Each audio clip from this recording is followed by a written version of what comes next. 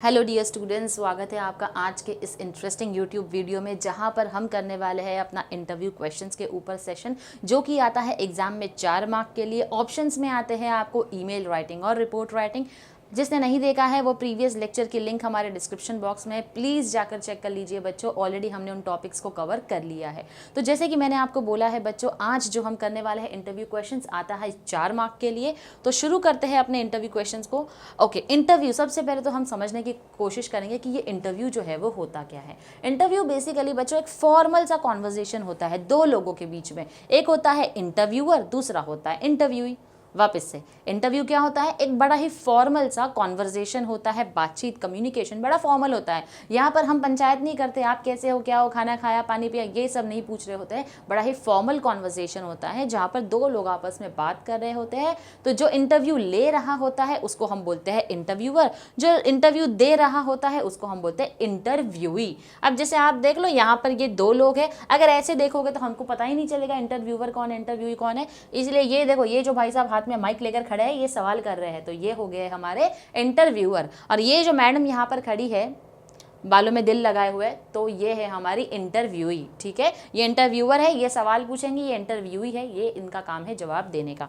अच्छा, इंटरव्यू जो होता है, हम जानते हैं हम जॉब के लिए जाते हैं, वहाँ पर हमको इंटरव्यू देना पड़ता है डेफिनेटली। लेकिन यहाँ जो हमको बोला गया है बच्चों, इंटरव्यू क्वेश्चंस आप लोगों को आएगा, तो ज़रूरी नहीं है यहाँ पर कोई जॉब इंटरव्यू नहीं होने वाला है। यहाँ पर जो बड़े बड़े सेलिब्रिटीज़ होते हैं या फिर कोई सोशल एक्टिविस्ट होते हैं, जब वो आते हैं किसी चैनल पर, किसी शो पर आते हैं, तो वहाँ पर उनका इंटरव्यू जो है वो लिया जाता है।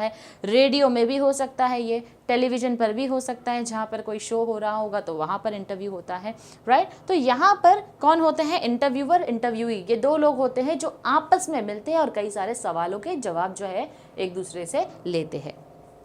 ओके, अब सबसे पहले याद रखना बच्चों, जैसे ही ये क्वेश्चन आएगा आपको एक टेम्पलेट बना देना है। एक टेम्पलेट बनाना है, उसके अंदर क्या करोगे? देखो, ये आपका टेबल है। जो आप क्या करोगे, सबसे पहले आप यहाँ पर, अब समझ लो, आपको बोला गया है कि आपको सो एंड सो इंसान का इंटरव्यू लेना है जो कि एक सोशल एक्टिविस्ट है। ठीक है, तो आप क्या करेंगे? ऐसा एक टेबल बना देंगे। यहाँ पर आप लिख देंगे name of the interviewee. Interviewee कौन है? जो इंटरव्यू देने आने वाले हैं। इंटरव्यूअर तो आप हो ना, तो आप इंटरव्यूई का नाम जो है वो यहाँ पर लिखोगे। चलो मैं मेरा नाम लिख लेती हूँ। यहाँ पर समझ लीजिए आप मेरा इंटरव्यू ले रहे हैं, मेरा नाम है नाजनीन, तो आपने यहाँ लिख दिया मिस नाजनीन शेख। ठीक है, अब फील्ड या स्पेशलाइजेशन समझ लो, मैं ही वो सोशल एक्टिविस्ट हूँ जिसका आप इंटरव्यू लेने वाले हैं, तो आपने यहाँ पर लिख दिया है,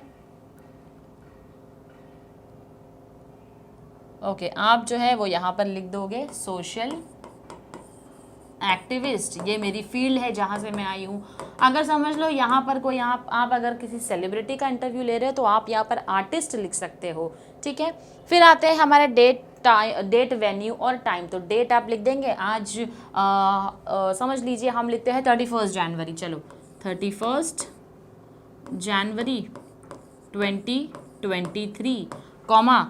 अब वेन्यू जो है यानी कि वो जो एड्रेस है जहाँ पर इंटरव्यू होने वाला है, तो यहाँ पर आप वो एड्रेस लिख दोगे। ठीक है, मैं अपना एड्रेस नहीं देने वाली हूँ बिल्कुल भी, तो आप यहाँ पर एड्रेस लिख दोगे। उसके बाद इंटरव्यू कितने बजे होने वाला है तो उसका आप टाइमिंग जो है वो मेंशन कर दोगे। सुबह के 10 बजे है या 4 बजे है, 3 बजे है, 2 बजे है, जो भी टाइमिंग आपको सही लगता है आप मेंशन कर सकते हो। लास्ट आता है आपका ड्यूरेशन। अब इंटरव्यू कभी भी आप ले रहे हो तो याद रखना, आप इंटरव्यू जो है वो बच्चों सिर्फ 30 मिनट के लिए ही लेते हो। कितनी देर के लिए लेते हो? 30 मिनट के लिए इंटरव्यू जो है वो ले रहे हो। तो इस तरीके से 30 मिनट्स, ओके, 30 मिनट्स, तो 30 मिनट के लिए आप इंटरव्यू ले रहे हो। तो इस तरीके से सबसे पहले एक टेबल बना लो, ये सब कुछ लिख लो। ओके, अब हम बढ़ते हैं आगे की तरफ। ये जो हमने टेम्पलेट बनाकर देखा, मार्किंग स्कीम क्या है? 4 मार्क्स मिलते हैं, लेकिन ये 4 मार्क किस तरीके से हमको मिलते हैं? इतनी आसानी से तो हमको नहीं मिलेंगे। सबसे पहले ध्यान में रखना, जो इंसान है वो कौन है? एक सेलिब्रिटी है, किसी तरीके का कोई आर्टिस्ट है, कोई सोशल एक्टिविस्ट है। कौन है ये इंसान जिसका हम इंटरव्यू ले रहे हैं? उस हिसाब से हमको क्वेश्चंस बनाने हैं, क्योंकि अगर आप सही क्वेश्चंस नहीं बनाओगे तो आपको सही मार्क्स नहीं मिलेंगे। अगर आपने सारे क्वेश्चंस बहुत ही अच्छे से बनाए हैं तो उसके आपको 2 मार्क्स मिलेंगे। लैंग्वेज एंड स्टाइल, किस तरीके की लैंग्वेज का यूज़ करते हैं आप? ऑफ कोर्स इंग्लिश का यूज़ करना है हमको, English is a language no doubt, लेकिन उस इंग्लिश को कितने अच्छे तरीके से आप लिखते हो, क्वेश्चंस फ्रेम करते हो, उसका आपको मिलता है 1 मार्क। और ओवरऑल इंप्रेशन, ये जो हम इतने डिज़ाइनिंग करते हैं ना, ये डिज़ाइनिंग का भी हमको मार्क्स मिलेगा। ओवरऑल इंप्रेशन यानी कि इतने अच्छे से क्वेश्चन फ्रेम किया, इतना अच्छे से हमने टेबल वेबल बनाया है, सब कुछ बनाया, तो भैया मार्क्स तो हमको बनता है उसका। चलो 1 मार्क्स ही सही, लेकिन मिल तो जाता है। इस तरीके से आपका 4 मार्क जो है वो बच्चों क्या होता है, डिवाइड होता है, 2 1 1। तो सबसे पहले 2 मार्क सही क्वेश्चंस के लिए, लैंग्वेज के लिए 1 मार्क, और ओवरऑल इंप्रेशन के लिए आपको मिलते हैं 1 मार्क्स।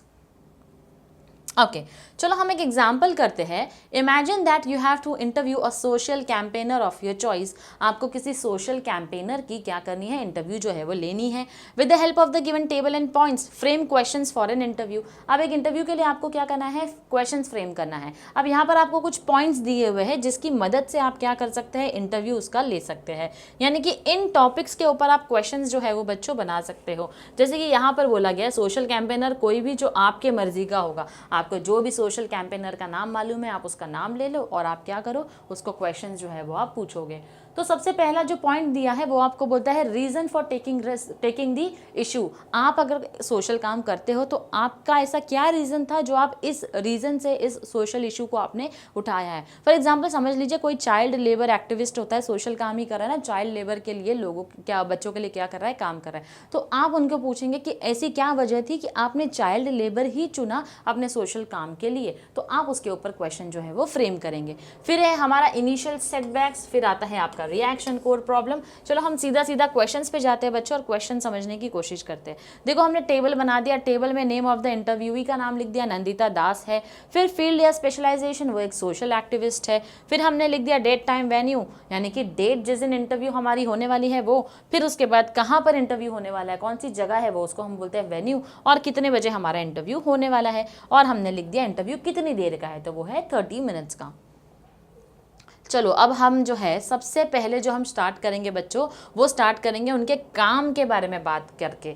जो भी वो काम करते हैं उससे रिलेटेड हम बात करेंगे। अब जैसे कि यहाँ पर नंदिता दास जो है उसका एक कैंपेन था ब्लैक इज ब्यूटीफुल, तो ये कैंपेन जो है वो बहुत ही ग्रेट रहा है, सक्सेसफुल रहा है। तो आप यहाँ पर उनको पूछ रहे हो, so let me begin by asking you the most relevant question first. तो आप बोलोगे आपका ये कैंपेन सबसे ज्यादा हिट रहा है, इसीलिए मैं आपको इसी कैंपेन से रिलेटेड क्या करूंगा, क्वेश्चन करता हूँ, शुरुआत करता हूँ।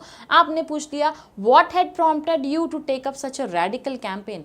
ऐसा आपकी लाइफ में क्या हुआ कि आपने इस कैंपेन को चुना। अब बच्चों याद रखना हमको सिर्फ क्वेश्चंस फ्रेम करना है, आंसर तो हमको देना नहीं, क्योंकि हम इंटरव्यूअर है, इंटरव्यूई नहीं है, और इंटरव्यूई प्रेजेंट हमारे सामने नहीं है, सिर्फ एग्जाम में क्वेश्चन पेपर में हमको लिखकर आना है। तो हमको आंसर फ्रेम नहीं करना है, तो आप आंसर के ऊपर ध्यान नहीं देंगे, आप क्वेश्चन के ऊपर ही ध्यान देंगे। What were the initial setbacks that you had faced? जब आपने ये कैंपेन की शुरुआत की थी तो क्या किसी तरीके की दिक्कत, किसी तरीके की तकलीफ आपको आई थी, फेस करनी पड़ी थी, लोगों का सामना करना पड़ा था, कोई प्रॉब्लम फेस किया आपने, तो आप वो पूछ रहे हैं। Were you apprehensive of the reaction from traditional society? तो क्या आप जो है इस ट्रेडिशनल सोसाइटी ने जो भी आपको रिएक्शन दिया था, आपने जब ये सोशल इशू उठाया है, तो उससे आपने मतलब क्या सीखा है, आपने एक्सेप्ट किया है उन चीज़ों को कि सोसाइटी से ऐसी चीज़ें तो हमको मिलनी ही है। How do you explain the core problem behind a deep rooted obsession with skin colour. अब हमारा जो सबसे बड़ा प्रॉब्लम है स्किन कलर को लेकर, ये जो हम काला गोरा सफ़ेद करते रहते हैं, तो आपको क्या लगता है आप लोगों तक ये सबसे बड़ी प्रॉब्लम जो है हमारी, कोर प्रॉब्लम जो है हमारी, ये लोगों को कैसे समझाते हो उनके पास जाकर कि स्किन कलर कभी मैटर नहीं करता है। वो कहते हैं ना कि स्किन मत देखो, कलर पे मत जाओ इंसान के, या फिर लुक्स पर मत जाओ, इनर ब्यूटी के ऊपर ज़्यादा फोकस करो। तो ये बात आपको लोगों को एक्सप्लेन करने के लिए किस हद तक जाना पड़ता है और कैसे एक्सप्लेन करते हो आप। फिर आप पूछ रहे हो does this colour bias affect the boy as much as the girl. अब ये जो कलर बायसनेस है हमारी सोसाइटी का, तो ये सिर्फ और सिर्फ लड़कियों पे ही एप्लीकेबल है या फिर लड़कों को भी स्किन कलर से फ़र्क पड़ता है। Who supported you most during the campaign? ऐसा कोई इंसान आपकी ज़िंदगी में जो आपके इस कैंपेन में आपको सपोर्ट करता होगा। Certain television channels stopped accepting advertisements for fairness creams after your campaign. Do you expect many more such positive response? जो आपका Black is Beautiful वाला कैंपेन था, इतना सक्सेसफुल रहा है कि अब ये जो फेयरनेस क्रीम वाले थे इनका धंधा बंद हो गया। क्यों बंद हो गया? क्योंकि टीवी चैनल्स वालों ने भी आपके इस कैंपेन की वजह से अपने चैनल पर एडवर्टाइजमेंट करने से मना कर दिया। तो यहाँ पर पूछा जा रहा है, क्या आपको ऐसे और पॉजिटिव रिस्पॉन्स जो है, do you expect many more such positive response? क्या आप ऐसे और पॉजिटिव रिस्पॉन्स जो है वो एक्सपेक्ट करते हो, उम्मीद करते हो? लास्ट क्वेश्चन आपने पूछ लिया, young girls look up to you as their idol, how do you hope to live up to their expectation? जो हमारी यंग गर्ल्स है, जनरेशन है अभी की, वो आपको एज एन आइडियल पर्सन देखती है, एज एन आइडल देखती है। तो आप हमें बताइए कि आप जो है वो इनकी एक्सपेक्टेशंस को किस तरीके से मीट करेंगे, कैसे इनकी एक्सपेक्टेशंस से हमेशा अपने आप को उस लेवल पर मेंटेन करके रखेंगे। तो इस तरीके के कुछ क्वेश्चंस है बच्चों जो हम अपने इंटरव्यू सेशन में हमारे इंटरव्यू के लिए पूछ सकते हैं। अच्छा, नेक्स्ट क्वेश्चन है बच्चों यहाँ पर कि आपको जो है इंटरव्यू लेना है एक डिस्ट्रिक्ट मेडिकल ऑफिसर का जो कि सक्सेसफुली कोविड-19 पेंडेमिक सिचुएशन को हैंडल कर लेता है। अब कुछ पॉइंट्स दिए हैं हमको यहाँ पर, जिसके बेसिस पर हम क्या करेंगे, हम उस मेडिकल ऑफिसर को क्वेश्चन जो है वो पूछेंगे। चलो, सबसे पहले हमारा काम क्या है, नेम ऑफ द इंटरव्यू, जो हमारे डिस्ट्रिक्ट ऑफिसर है, मेडिकल ऑफिसर, उनका हमने यहाँ पर क्या लिख दिया, नाम लिख दिया, डेजिग्नेशन लिख दिया, यानी कि क्या स्पेशलाइजेशन है, कौन सी फील्ड से आ रहे हैं वो लिख दिया। फिर हमने लिख दिया है उनके हमने लिख दिया इंटरव्यू का डेट, एड्रेस और टाइम, और फिर लास्ट में लिख दिया इंटरव्यू जो है वो हर किसी में कॉमन लिखना, 30 मिनट्स के लिए इंटरव्यू आप लेने वाले हो।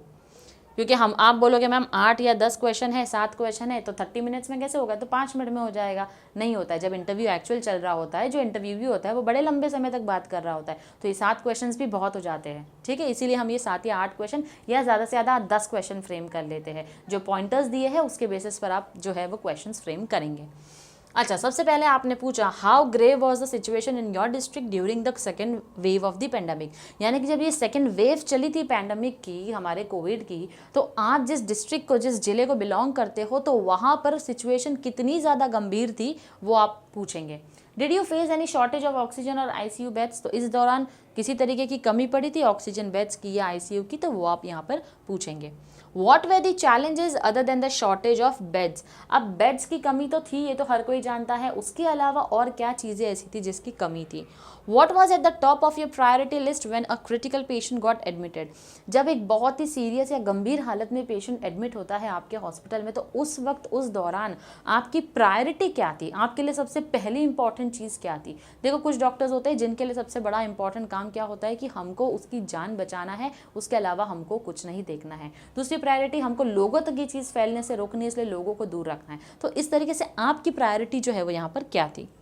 Do you receive all the necessary support from higher authorities? अब आप एक डिस्ट्रिक्ट मेडिकल ऑफिसर हो, तो आपकी जो सर पर अथॉरिटीज़ थी, जो आपसे भी बड़े हैं, बड़ी बड़ी पोस्ट पर है, उनकी तरफ से क्या आपको पूरी तरीके से सपोर्ट जो है वो मिल रहा था? How do you feel now when you look back at those days? अब आपको कैसा लगता है जब पुराने ये जो भी किस्से हुए हैं कोविड-19 के पेंडेमिक सिचुएशन में, तो उस बारे में आपको बात करके अब आपको कैसा फील होता है? Did the work of your devoted team receive due appreciation? अब हम सब, हर कोई जानता है कि आपने बहुत ही अच्छा काम किया है, इसीलिए हमने आपको यहाँ पर बुलाया है। अब इसी के साथ साथ आप उनको ये भी पूछेंगे कि आपकी जितनी भी टीम थी जो आपके साथ मिलकर काम कर रही थी, क्या उनको उतना अप्रिसिएशन मिला है जितना आपको अप्रिशिएट किया गया है? तो इस तरीके के क्वेश्चन जो है बच्चों हम फ्रेम करते हैं अपने इंटरव्यू क्वेश्चन के लिए। अब इसी तरीके से आगे आर्टिस्ट है, म्यूजिशियंस हैं, तो इनके लिए कुछ क्वेश्चन जो है वो हमने बना रखे हैं। ठीक है, एक्ट्रेस है, किसी तरीके का अवार्ड मिला है उसको, तो हमने उनके ऊपर जो है वो क्वेश्चंस फ्रेम किए हैं। तो ऐसे बच्चों होते हैं हमारे इंटरव्यू क्वेश्चंस जो कि हम बनाते हैं, राइट। तो मिलते हैं हम आपसे अपने अगले लेक्चर में, जो हम करने वाले हैं आपका स्पीच, कंपेयरिंग, जो भी ऑप्शंस में साथ में है, हम एक साथ सब कुछ कर लेंगे। तो बच्चों, अगर आपको लेक्चर पसंद आए तो एक लाइक तो बनता है, एक लाइक ज़रूर कर दीजिएगा और अपने दोस्तों के साथ ज़रूर शेयर कर दीजिएगा। And till then stay tuned to our lecture. Thank you very much.